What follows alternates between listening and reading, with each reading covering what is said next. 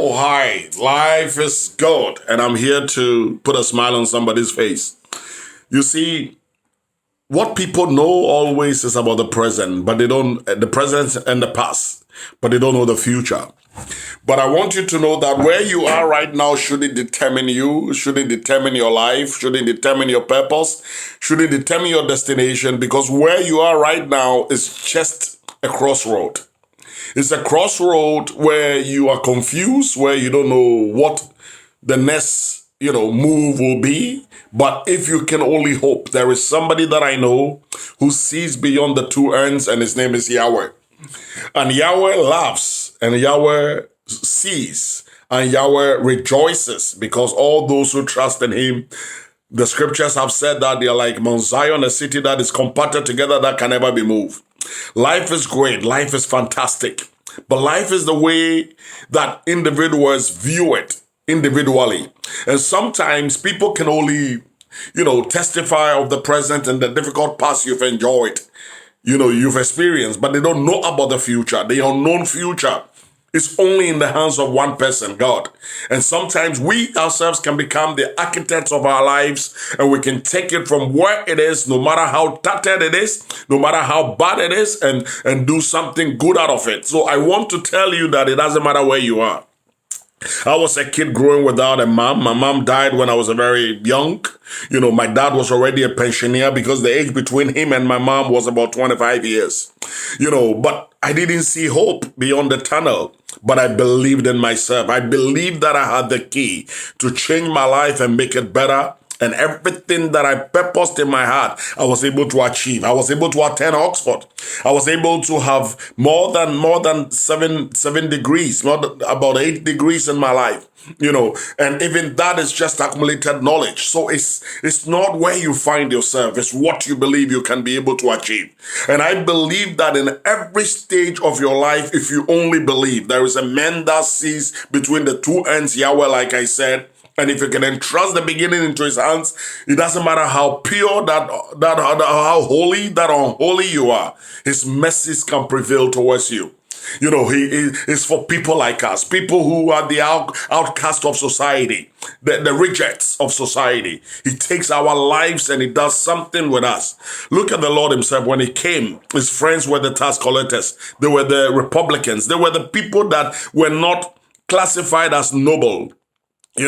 But these were the people that he chose, and these were the people that he made something good out of their lives. So it doesn't matter where you are. Some of you are in university right now, and you are forced. I did an investigation recently trying to find out life in university. And I saw how difficult it is for most women in Africa who are universities who are faced at the crossroad of confusion to do prostitution and all sort of things to survive. And it can be a very challenging place to be, where you have to sell yourself to be able to break through in your life. But let me tell you something, where you are doesn't really matter. If you can hope and live in the moment and take every second, I am sure that everything will be fine. The psychology of challenge can hit you so bad. And sometimes when those challenges hit you, it looks like it's a despair. It looks like a hopelessness that can create anxiety and depressive mentality. And sometimes suicidal thinking can also even occur. But in the midst of that, I want you to look at your strength and treat your weakness as if it doesn't exist. Treat your strength as all you have. The guys in Hollywood, we don't see their weaknesses. We see their strength in the movies that they do, like Chuck Norris, his movies, like Rambo, like Sylvester Stallone, Robocop, and all those movies. You see their strength, you see their capacity and ability and human potential being exhibited. And I want you to know that psychology of challenges that you are facing right now is not the end. There is light beyond the tunnel. You just have to see it. You just have to dream it. You just have to desire it. You just have to visualize it. And you just have to believe that Yahweh can take you through it. Taking every step and going through it with a sense of purpose and confidence, and knowing that this challenge is not going to kill you, this challenge is not going to destroy you, and everything will be fine, and it will be just the way you think it.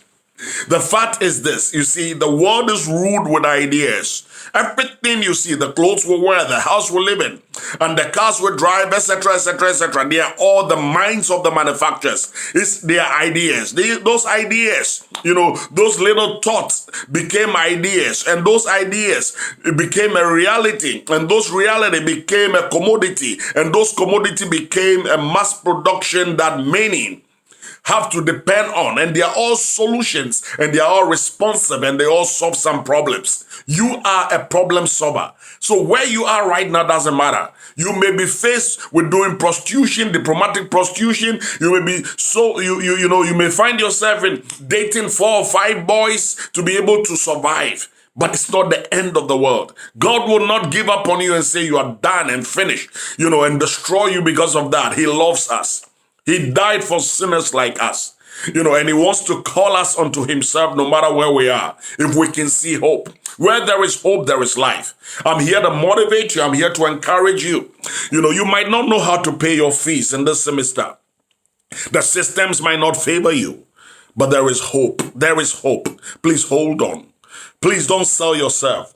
Don't send nude photos to people who ask, no matter what.